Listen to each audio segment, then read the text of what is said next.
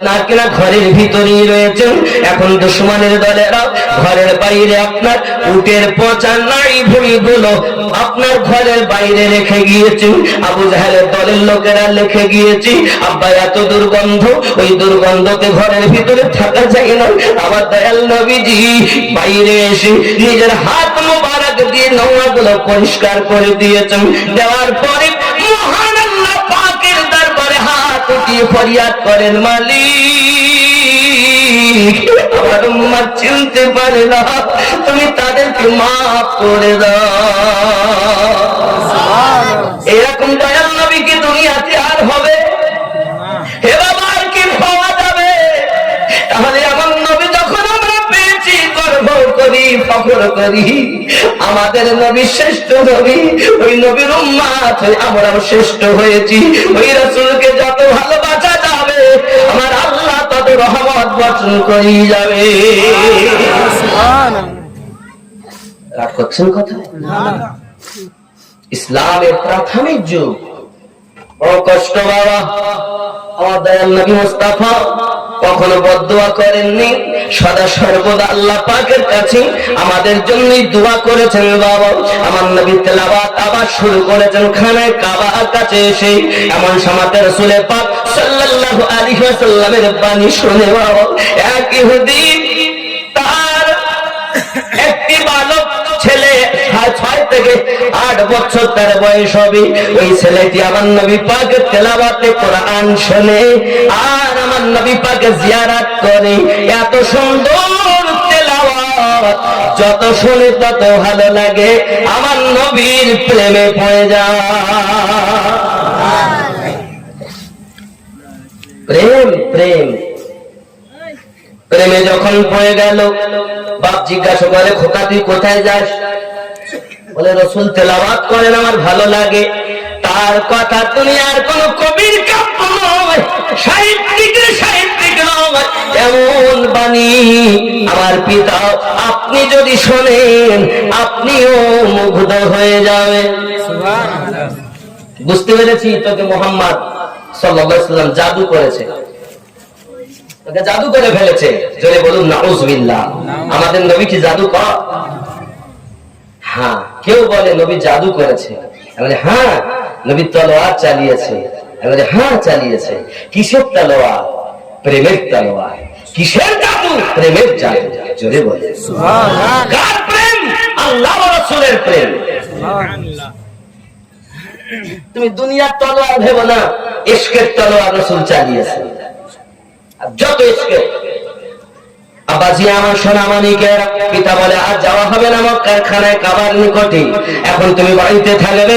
ছেলে তো বলে পিতা সম্ভব নয়, এখন তার পায়ে শিকল দিয়ে বাড়িতে আপনার কিনা বেঁধে রেখেছে। ছেলেটা আর মক্কায় আমার নবীর কোরআন মাজিদ তেলাওয়াত শুনতে যেতে পারে না। যুবকেরা আপনাদের কাছে আমি অনুরোধ করবো, বাবা আমার রাসূলের পাকের তেলাওয়াতে কোরআন মাজিদ কত সুন্দর ছিল। আর আমাদের ঘরে কেন এত আল্লাহ পাকে গজব দান করে? একমাত্র আমরা আল্লাহ পাকে কোরআন মাজিদ ছেড়ে দিয়েছি। চলুন না কেন দেখি। এখন ছেলেটি মাকে বলে, মা আমাকে একটু ছেড়ে দাও না, আমি রাসূলের পাকের দিদার করবো। জোরে বলো সুবহানাল্লাহ। কার দিদার? নবীর। আব্বাজি আমার এই কথা যখন বলতেছেন, এমন সময় মা বলে যাওয়া সম্ভবপর হবে না, বেঁধে রেখেছি, তুমি মুস্তাফা ছেড়ে দাও। কারণ আমরা হলাম এই মক্কা নগরীর ধনী, আমাদের তেলাওয়াত আমাদের ধর্ম আলাদা, তাদের ধর্ম আলাদা। এখন যাওয়া যাবে না বাবাজি। এমনি করে আপনার কিনা দেখা গেল এই আপনার ঘটনাটা ঘটতেছে আস্তে আস্তে করে।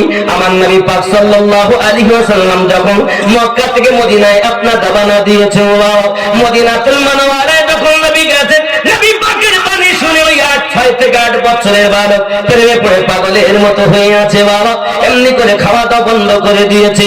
মা যদি খেতে দেন খায় না, মা যদি আপনার কিনা পানি দেয় পান করে না, খাবার দেয় খাওয়া দাওয়া বন্ধ করে দিয়েছে। আব্বা আমার খাওয়া ভালো লাগে না, নবী ভালো লাগে। ছোট্ট বালকের প্রেম কেমন? আমরা সুন্নিরা এজন্য তো দরুদ পড়ি, সালাম পড়ি, কারণ আমাদের দরুদ ও সালামে বড় মজা লাগে। যুবকরা ইহুদির ছেলে খাওয়া ছেড়ে দিল যখন, মা বলে বাবা তুই খাস না কেন? ভালো লাগে না। বাপ বলে খাস না কেন? ভালো লাগে না। কোনো খাবার আমার ভিতরে ঢোকে না, আমার মন চায় শুধু নবী নবী। জোরে বল দয়ার নবী।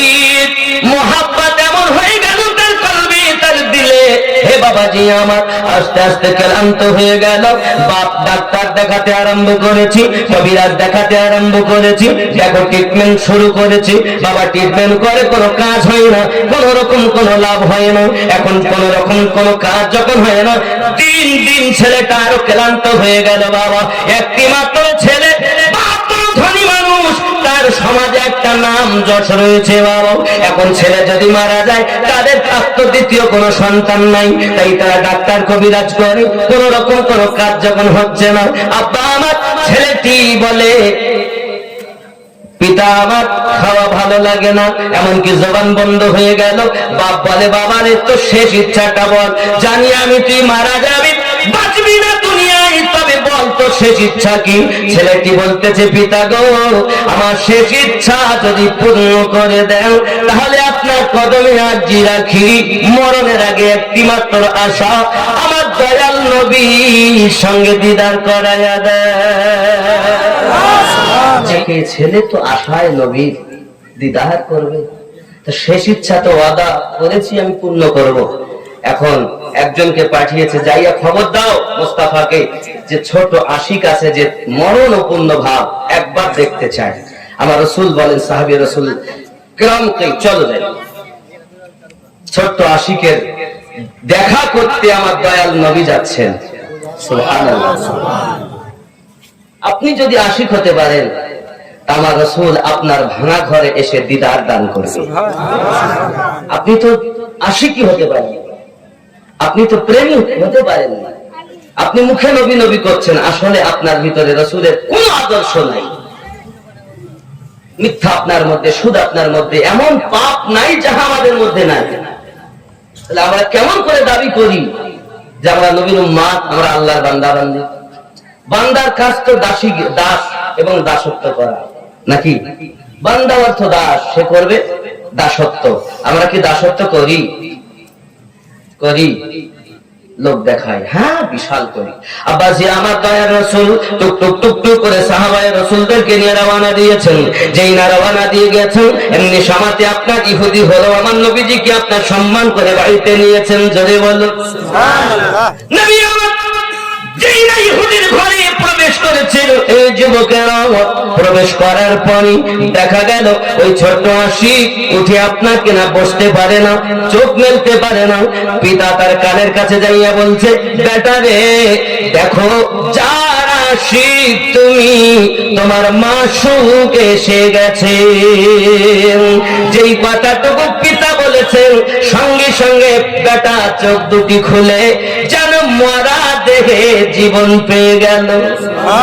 আমার নবীজিকে যেই না দেখেছেন উঠে দাঁড়িয়ে গেছেন, ইয়া রাসূলুল্লাহ সাল্লাল্লাহু আলাইহি ওয়াসাল্লাম, হুজুর আমাকে maaf করবেন, হুজুর আমাকে ক্ষমা করবেন, হুজুর আমি হয়তো আর বাঁচবো না, আমি আপনার ছাড়া আমাকে কিছু ভালো লাগে না, আমি আপনার প্রেমিক, আমি আপনার পাগল, হুজুর আপনার ছাড়া আমার ভালো লাগে না, আমি বাঁচবো না, আমার উপায় কি হবে? আমার দয়াল নবী বলে, জলদি করে পড়ে নাও লা ইলাহা ইল্লাল্লাহু মুহাম্মাদুর রাসূলুল্লাহ।